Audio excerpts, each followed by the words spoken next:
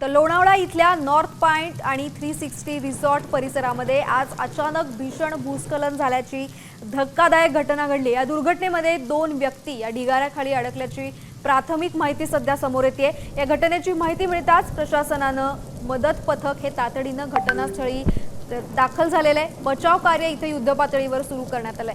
मातीचा ढिगारा बाजूला करून अडकलेल्या नागरिकांना सुखरूप बाहेर काढण्यासाठी सध्या शर्थीचे प्रयत्न करण्यात येत आहेत।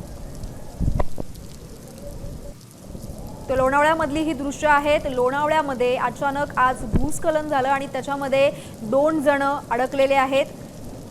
2 जण अडकल्याची ढिगाऱ्याखाली अडकल्याची माहिती आहे। सध्या इथे शर्थीचे प्रयत्न चालू आहेत। या संदर्भात अधिक माहिती घेणार आहोत आमचे प्रतिनिधी दिलीप कांबळे यांच्याकडनं। दिलीप, लोणावळ्यामध्ये भूस्खलनामध्ये 2 जण अडकल्याची माहिती आहे। प्रशासन तिथे नक्की कशा प्रकारे मदत करते? लोणावळ्यामध्ये मोठ्या प्रमाणात पाऊस सुरू होता। गेले 8 दिवस झाले पाऊस आहे। त्याच्यामुळे बऱ्याचशा ठिकाणी जे आहेत ते दरड कोसळण्याचे प्रयत्न झाले। मात्र लोणावळ्यात जे आहे असे काही रिसॉर्ट आहे का तिथे जे भूस्खलन झालं आणि त्याच्यामध्ये 2 जे व्यक्ती आहेत ते अडकलेले आहे असं म्हणणं आहे।